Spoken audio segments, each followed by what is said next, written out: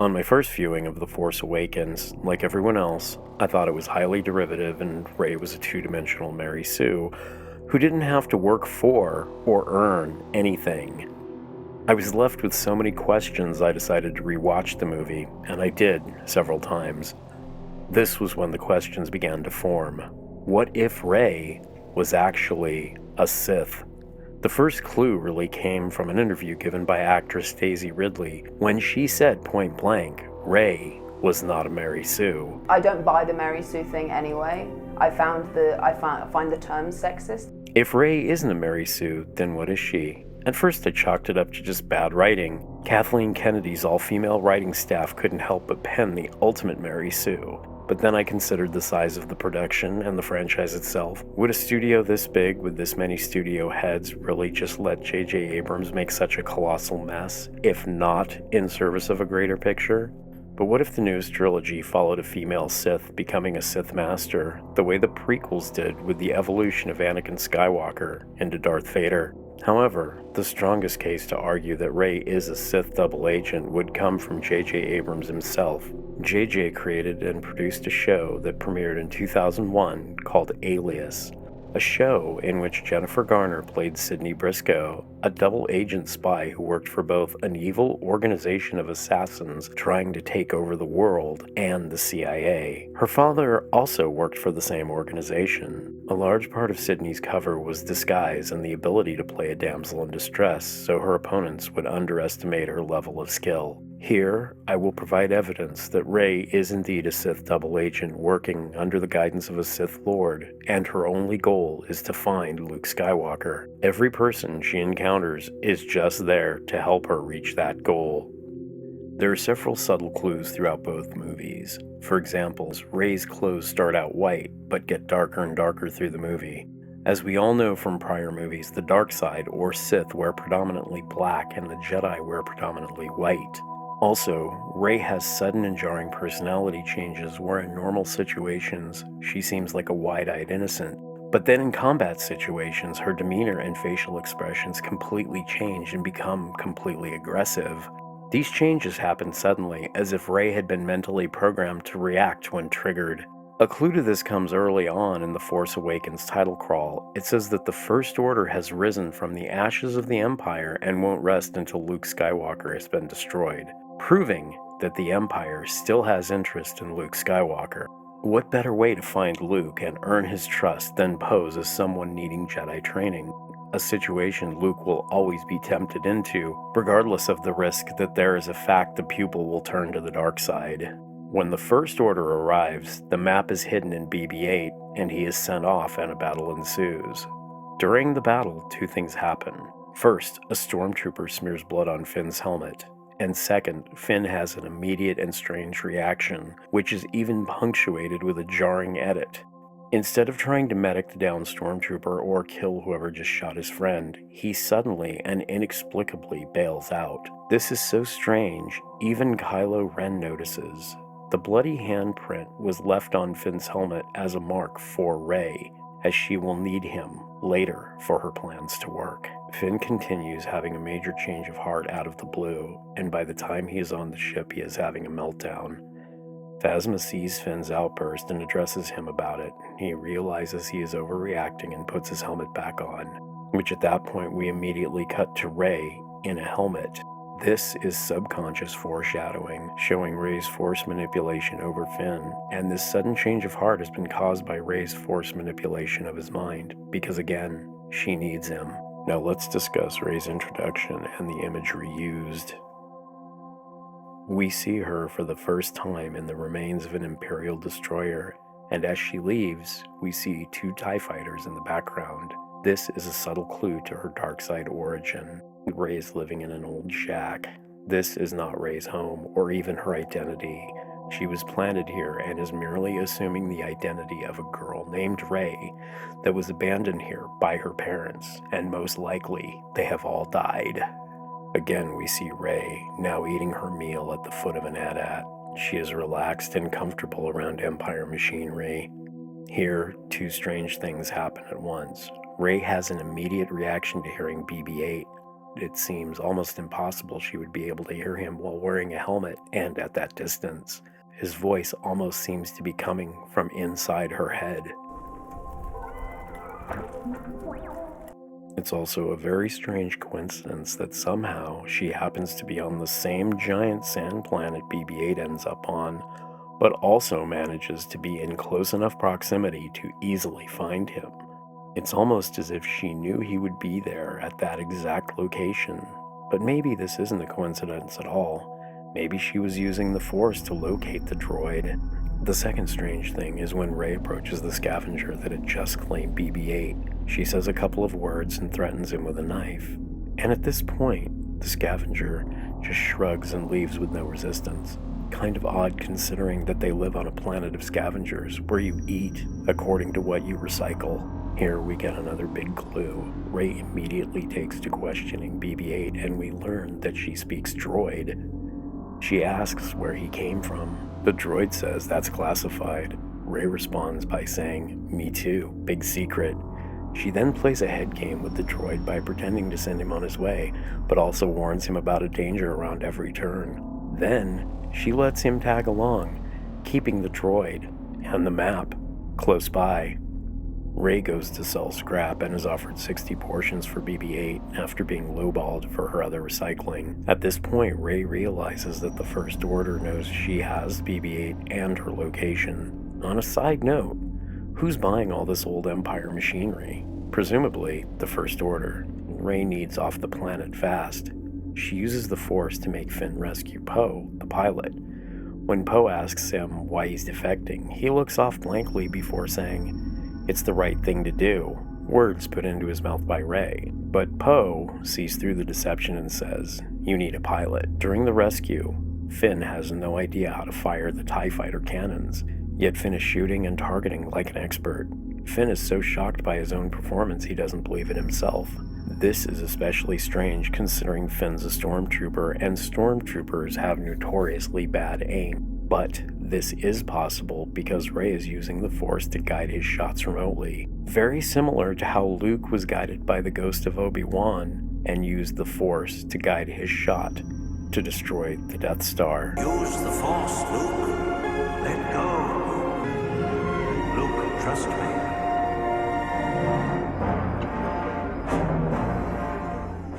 Kylo Ren immediately knows it was Finn that helped Poe escape because he had felt Force energy around Finn on the planet. Phasma even states that Finn was even reconditioned and had never acted this way prior. Poe and Finn crash on Jakku and both manage to be thrown from the crash and survive. Poe is ejected from the ship, but manages to leave his jacket, his resistance jacket, conveniently behind. Finn inexplicably grabs the jacket, and suddenly the ship is completely and conveniently swallowed into the sand and explodes, making it near impossible for the First Order to track the stolen TIE fighter. This was done with the power of Rey's Force use.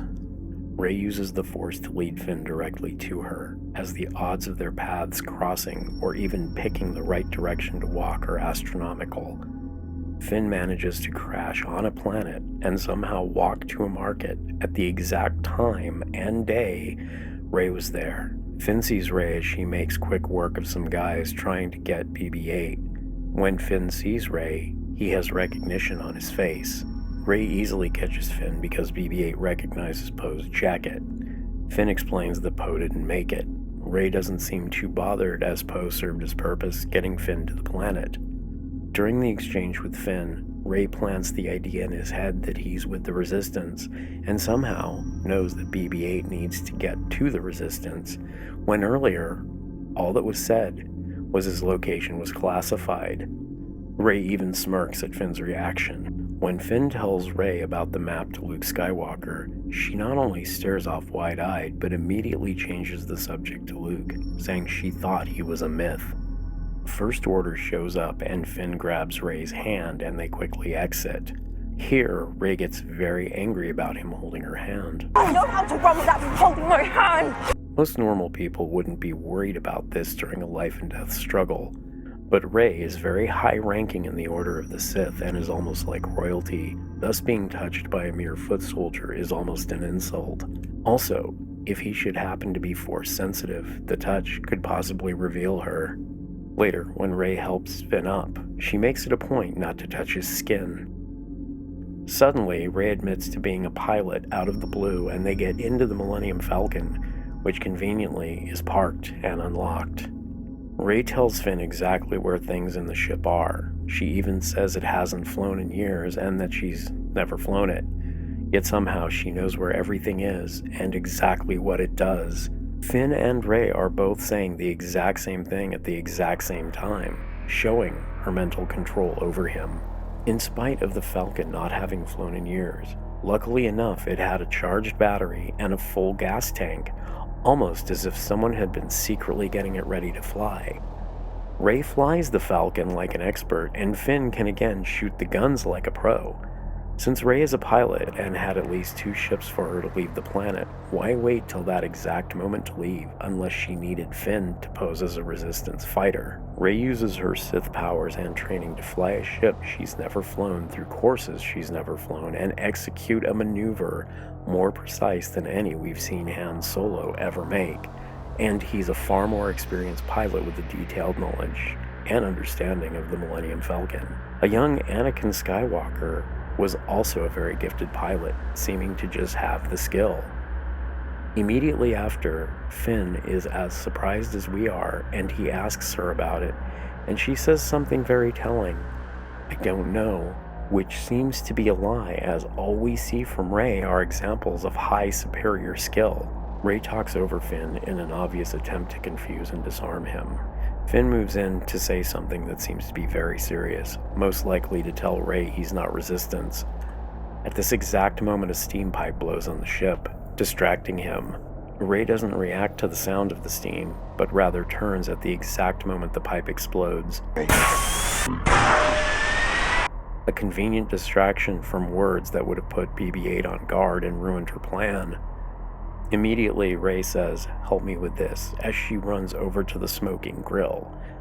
Finn asks what's going on, yet Rey is already opening the grill as if she knew exactly what had happened, as if she had caused it to happen. Kylo Ren hears mention of a girl helping Finn escape and immediately loses his composure. The reaction is extreme even for him, unless you consider that he had already felt her use of the Force and knew she was behind Finn's departure.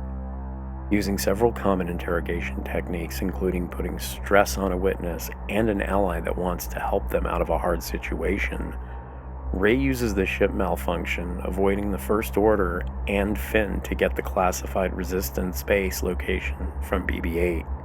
Again, in what is either an amazing convenience or the Force, Rey and Finn are locked on and boarded by none other than Han Solo, and conveniently before they release the toxic gas. We learn that Rey can also speak Wookiee, which now puts her at 3 languages that we know of. Rey then pretends to have no idea who Han Solo is. Yet, she had a detailed history of who stole the Millennium Falcon from who and knows who Luke Skywalker is. A ship that she has flown and repaired, yet she had no idea was the Millennium Falcon or that the guy that just walked in with the Wookiee is Han Solo. Then, out of nowhere, she knows everything. This is a prime example of Rey's typical wide-eyed deception. Rey not only knows who Han Solo is, but this has all been a plan to lure him to her and ultimately win enough trust to get to the next stop in her plan.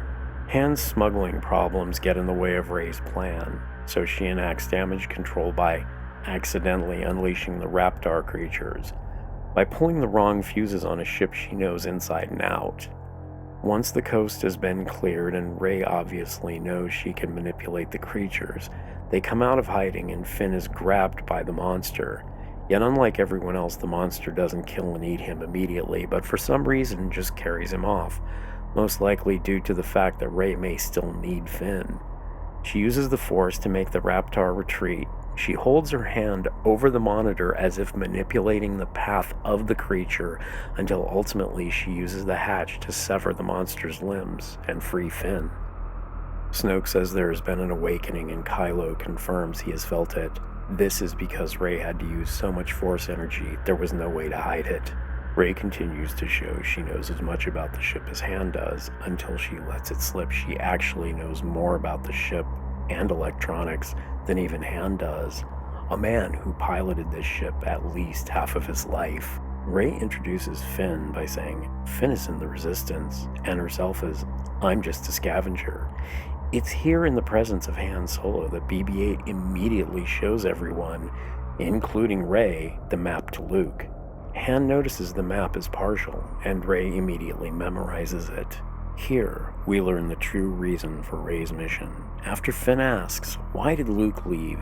Han says, people closest to him thought he went looking for the first Jedi Temple. At that moment, Rey becomes visibly excited. Here it is revealed that Rey is not looking for Luke, but is actually looking for the Jedi Temple and its sacred texts. In ancient China, martial arts schools and temples would have books containing secret techniques thought to be so powerful, rivals would steal the texts to gain the knowledge. The Jedi texts are like these ancient scrolls. After Kylo Ren, Han Solo and Leia's son, turned to the dark side, Luke realized the dark side of the Force had grown so strong anyone could be corrupted. Luke didn't go hide as everyone thinks.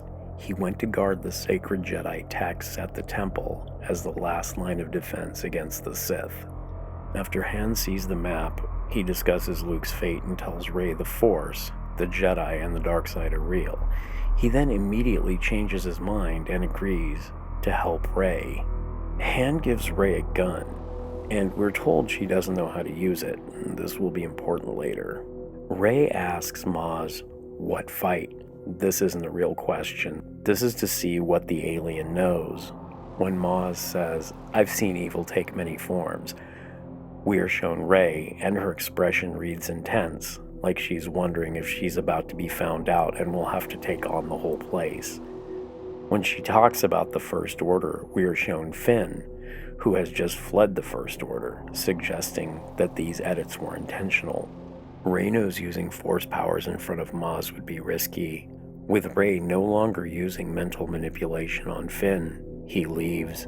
Rey needs the rest of the map, and so she seems suddenly much more upset about not taking BB-8 to his base, when every other time her main concern has been getting back to Jakku. She goes after Finn to convince him to return. Upon leaving, Maz suspiciously asks, who's the girl? As if she knew or had a strong suspicion about her true identity. Rey catches up to Finn and tells him, you can't go, I won't let you. Now desperate and afraid, Finn admits he's not Resistance. He confesses, I wasn't going to kill for them, so I ran from them, right into you. Finn doesn't even catch what he's saying, but Rey does. Instead of being shocked or upset, since she already knew this, she tells him, don't go. She knows a defecting stormtrooper with the inside knowledge would be welcome into the Resistance base, as they would want his secrets. Finn leaves, and Rey hatches a new plan, but first, she needs to get away from Maz to use the Force. Much like when Rey heard BB-8 calling from inside her mind, she hears what could only be described as screams and follows them down into a cellar. Rey stops at a presumably locked door and opens it with the Force. Inside, she walks directly to a crate and opens it for seemingly no reason. In the crate, she finds a lightsaber. Upon touching it, her Force powers go crazy, and we are given several clues in the form of a vision. We see Luke Skywalker, Kylo Ren, and presumably young Rey left with what looks like the alien running the recycle center on Jakku. None of these are memories, just past events she is seeing for the first time. Why would you see your own memories from a third-person perspective unless they weren't your memories at all? Another possibility is that false memories of the abandoned young Rey were planted into her mind to keep her from being detected by anyone with Force training or sensitivity. Rey realizes she's been discovered and immediately assumes the role of victim to disarm Maz, and it works because Maz has no Force training, though she does appear to be knowledgeable of it. She tells Rey that it called to her. Rey immediately goes to her, back to Jakku defense. The alien tells Rey to close her eyes and let the light guide her. Rey is immediately put off by this and leaves, knowing that if she uses any force power around Maz, she would feel the dark side. Apparently, Jedi Force energy is to Sith as holy water is to vampire. Rey pretends she wants nothing to do with Luke's lightsaber and leaves. A common question was, how did Maz get Luke's lightsaber? The same way Rey knew it was there. A strong Sith Force user rescued it from Cloud City and used a scavenger to deliver it to Maz undetected. The same Sith then gave Rey its location. Rey then simply manipulated Han to not only get the lightsaber undetected, but to also take her to Luke. Rey runs away from the bar and Maz, and we see her look back. It's at this moment she's far enough away from Maz to use the Force on Finn again and make him change his mind and not leave right as the First Order blows up a planet. This should have been more reason for him to leave. She did say she wouldn't let him leave. Upon returning to Han, Finn's first question is, "Where's Rey?" Rey is making a slick exit when she realizes BB-8 is following her. She tells the droid to go back as she has already seen the map and gained whatever she needed from it. At that moment, the First Order shows up and she quickly has to change her exit strategy. Rey uses dark force energy from a distance to manipulate Maz into giving the lightsaber to Finn. When Han asks where she got it, she refuses to tell them. Rey pulls her gun, and as mentioned earlier, she has presumably never fired a weapon before, as she tries to fire with the safety on. Here we see her use the Force to make her second shot. We see her demeanor and expression completely change, as if hidden training was coming through her false persona, much like the sleeper cell character of Mike Howell in American Ultra. From here on, Rey is an expert marksman, able to hit moving targets with a single shot while running. Rey sends BB-8 off as a distraction to draw the First Order away from her. Finn goes into battle with a lightsaber and does great considering he has PTSD from being in a battle. This red herring is to draw focus off of Rey and make us think maybe Finn is the Force user, but his lightsaber skill is not his own. He is being manipulated by Rey. This is why his skill suddenly vanishes at the end of the fight. In an insane battle, Finn is able to easily find the lightsaber in the hand of a dead stormtrooper. However, now he chooses to use the blaster instead. Rey is aware of Kylo's presence at the battle and has intentionally gone deep into the woods, away from prying eyes, so Kylo can easily capture her. Rey plants the idea in Kylo's mind that he doesn't need BB-8, just her. Forget the droid. We have what we need. So he lets the droid escape. Rey goes limp so Kylo can take her to his ship because she knows what he has, the other part of the map. In the middle of a huge battle, Rey uses the Force to make sure Han and Finn see her being taken away so that they can get her later. Finn reconnects with Poe, who was last seen before the TIE fighter crashed on Jakku. Poe is shocked to see his jacket, as if he didn't remember taking it off and leaving it behind. He then goes on to say he woke up thrown clear of the wreckage and alone, and seems to have no detailed memory of how he didn't die on the planet or got back to the Resistance. Bad writing? No. The Sith helped him escape and blanked his mind so he could vouch for Finn, and instantly get him into the trust of the Resistance. Right as planned, Finn is assimilated into the Resistance, where he will plant the seed of the plan to get Rey away from Kylo and vouch for her in the process, which Han Solo has also done, assuring Rey will meet no resistance from the Resistance. We learn that R2-D2 also has the rest of the map, but went into low power mode when Luke left. This will be important later. Kylo asks Rey to tell him about BB-8. She immediately goes into a rehearsed innocent routine, to which Kylo tells her he knows about the map and that he has the rest of it. He then muses, "Somehow you convinced the droid to show it to you, a scavenger," which was exactly how she introduced herself right before BB-8 showed her the map. Kylo tells her he knows that she memorized the map and he intends to get it. She shields her mind from him, letting him discover the false memories of her being abandoned on Jakku. She acts weak at first, But as she tests his powers, she starts to show her true ability by not only shielding her mind, but going right into his. Snoke is appalled Kylo couldn't get the information from Rey. Kylo has completely fallen for the false memories Rey let him see and tells Snoke that she is untrained but strong with the Force. This is not a true statement in the Star Wars universe. Luke's Force only grew with his training, and so did Anakin's. The fact that she has strong Force abilities should immediately be a clue that she was trained.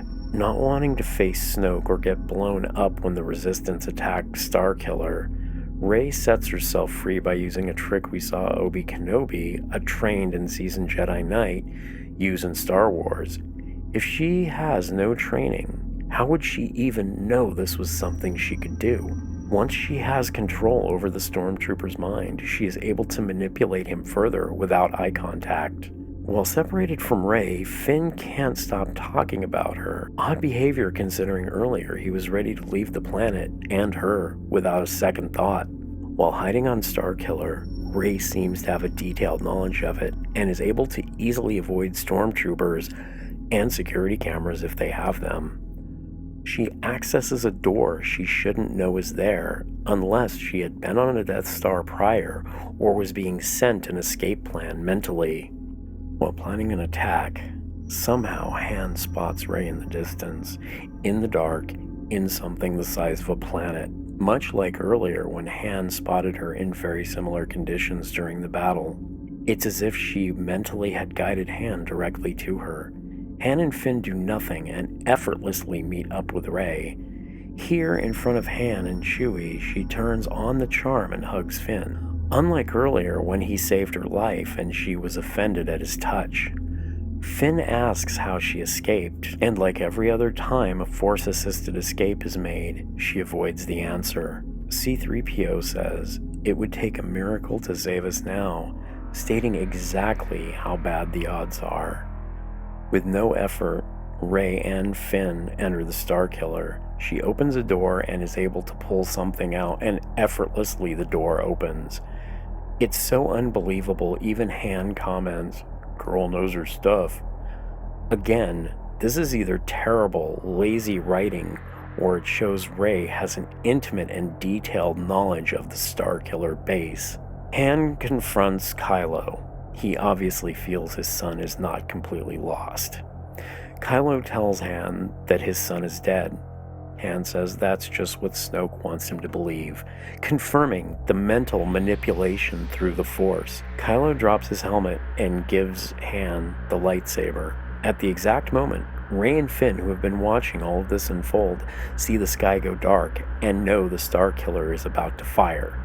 She still needs the other part of the map, and if Kylo leaves, the Resistance will get the rest of the map and her mission will be a failure. Rey immediately uses the Force to make Kylo kill Han. After Han falls, we get a quick glance of Kylo's face. His expression is almost confused, as if he was manipulated into doing it. Kylo sees Rey and immediately goes after her with a vengeance, as if he knows she was the cause of what just happened. Kylo cuts off Rey and Finn in the forest. His expression is almost shocked as he tells her, "We're not done yet." She calls him a monster, and he responds, "We're alone now. Han Solo can't save you." At this point, he is aware she was manipulating his mind, and now he is facing the emotional impact of being made to murder his father. Rey sees he is bleeding and immediately goes on the offensive, but is immediately force-thrown violently before she can do anything. Kylo yells traitor and we see Finn react, but he has not acknowledged Finn's presence this whole time, and even went as far as to say he and Rey were alone.